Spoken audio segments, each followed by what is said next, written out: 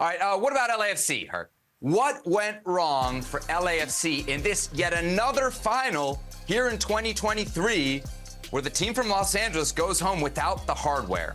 Well, you tell me. You bet on LAFC. I did. You know what? The easy thing to do here would be point to Carlos Vela. Because I often do that, and because Carlos Vela, I don't think, had a very good game here. I don't think he was You the think guy the problem you need was him Carlos to be in the final. Vela in this game? No, I don't think Carlos Vela was what he needed to be in this game for LAFC. He was too quiet but Denny for the guy Bouanga that they built was? this team around. No, well, Denny Bouanga got on the score sheet, so at least he did something there. Hold on. We're going about this the wrong way. We're going about... You know what? Tell me why you think LAFC didn't win, because you thought LAFC would win. I bet against LAFC. I said I will take Columbus, and actually everything I thought would happen in this game did happen. Tell me why you think it didn't happen for LAFC. So my question here, where I would think that some of the blame would go, if we're not going to make it all about Carlos Vela, because we usually do that, and we don't need to do that again, is Steve Cherundolo. And this is not to say that Steve Cherundolo is a bad manager, Herc. But first, let's just start with the subs, right? I think he makes his first sub in the 60th minute, right? Is that fair? You're down 2 goals. You're down multiple goals in a final. That's the ultimate, we got to sort this out and sort this out quickly. So I thought there was a little bit too much patience there. He doesn't make his 3rd and 4th subs, the kind of, all right, now we really need to go all in until the 87th minute, okay? And then on top of that, the subs, maybe you can look past, you can say the players didn't make the difference when they came on the field. I never felt like, after Columbus Crew pretty clearly established control of this game early on, that there was a response from LAFC. I never thought LAFC was close to wrestling control of this game away from the Columbus Crew. And that, to me, is a sign that there wasn't a tactical adjustment from Steve Cherundolo, or if there was, it was ineffective. All right, who's coming on? Who's coming on to change the game for you? And this is what I will say. If you saw the way the LAFC played against Seattle, who was the best player on their team?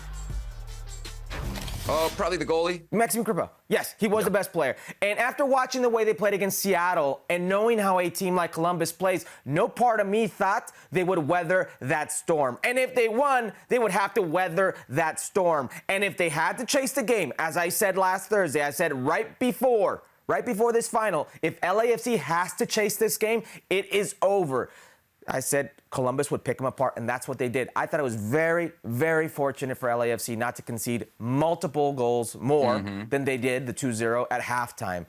They're in a hole. Once you concede that first time to a team like Columbus and you're forced to chase the game, there's going to be more spaces in between the lines. And the way that they push those fullbacks up, the way they push the center backs up, the way that the 2 holding midfielders in Aiden Morris and in Darlington Nagbe, the way they control the tempo of the game and keep possession, and the way those 3 up front work, it was bound to happen. It was bound to be more goals and more goals. What I thought would happen did happen.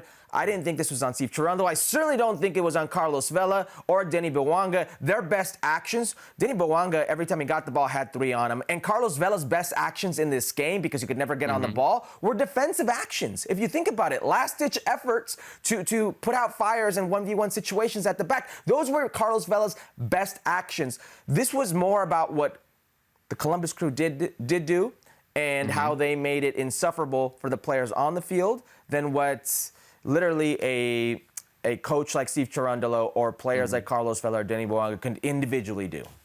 If we say Columbus are set up to maybe run things in the East for a while, how do we feel about LAFC's future in the West after this game?